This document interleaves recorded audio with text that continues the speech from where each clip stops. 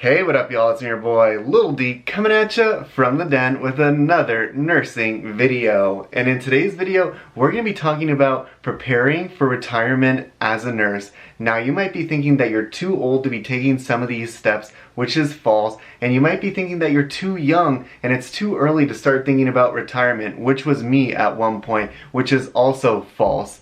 But before we get into the video, make sure you give this video a like and subscribe. I post 2 nursing related videos 2 times a week here on this page on Wednesdays and Sundays. Please hit that notification bell if you haven't already. But yeah, let's get into it.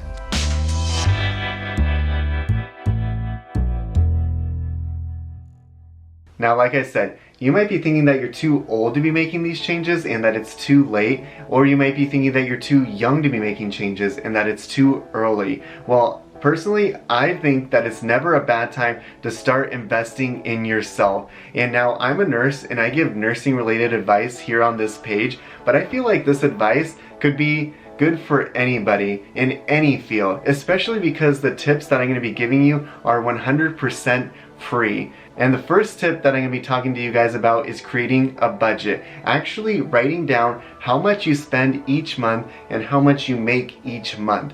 An app that I use that really helped me determine my budget was Mint. And there are other apps in the App Store that will really help you see how much you're spending versus how much you're making. And you'd be surprised how many people don't have a budget of how much they're going to be saving each month. And this can make a huge difference and really boost up your savings a lot faster than you think. Now, I really like using these apps for budgeting because it really does give a good presentation of where your money is going. It will break it down into housing, what you spend on a car, how much you spend on shopping, what you put into savings, and seeing these pie charts one after another, looking at months and months, you can really see where you're spending a lot of your money. And this can really make a big difference in how you choose to save your money. Now, tip number 2 is something that I took part in late 2019, and I wish that I would have jumped into this a lot sooner. I'm giving you guys advice that I take myself. I have an additional piece of advice that I'm going to be telling you about at the end,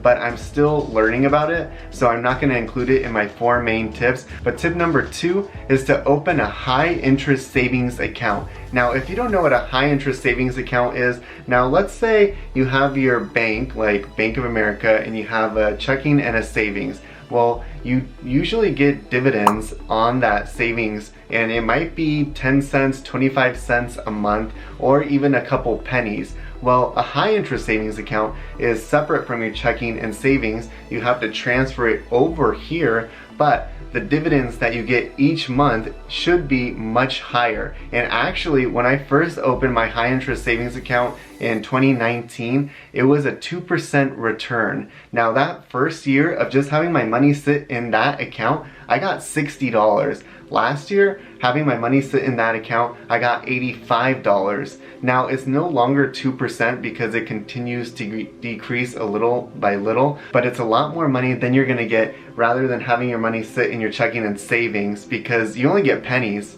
And like I said, it's completely free to open up one of these. I personally have my savings in American Express, but I know there's other banks such as Ally, which is an online bank that also has a high interest savings account that you can look into, and it is free to do, and you can do it today. Getting into my 3rd piece of advice is if your job offers a 401k or a 403b, some type of retirement plan such as that, you should sign up for that today. Even better than saving, it takes money automatically from your paychecks and puts it into an account where usually your employer will also give you some money back. They might double it and they might match what you put in there, but you're getting free money. Now, the only thing with this, unlike your savings account, is that you can't pull this out until you retire. But I think that's an even better thing, because this is money that you won't touch and that you'll have later on in life, and that is essentially growing on its own. Generally, working in healthcare, our positions do offer some sort of retirement plan that you can look into where they match or give you extra money on top of what you're contributing. If you don't have a job that offers something like that, you should be looking for a job that does. That's going to get you prepared for retirement down the line. So if your job doesn't offer this, it might be time to look for a new job. Which gets me into my last piece of advice, and like I said, I started with the easiest and got down to the hardest, but seek out those jobs or those facilities, those hospitals that offer good benefits. Now the only con with that is sometimes you have to weigh your benefits and how much you're getting paid. So your pay might be a little bit less, but your benefits might be a little bit greater. So you really have to weigh that out, and I know everyone's situation is a little bit different. Some might need the money now and may not be able to think about the benefits, but if you do have the chance to choose, I would go with the benefits.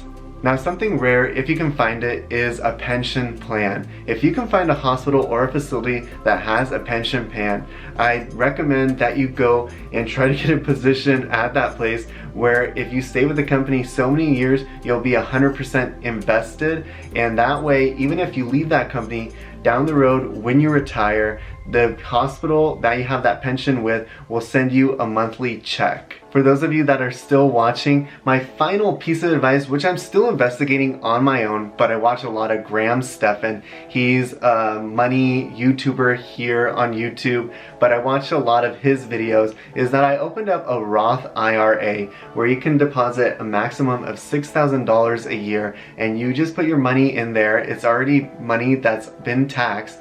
So it's money that you've gotten paid and that you've put into this account, but you just let it sit there and grow year after year. And this is just an additional piece of advice if you're looking for ways to save for retirement later on, just because I'm still working out the bugs myself, but I'm not giving you any advice that I'm not taking myself.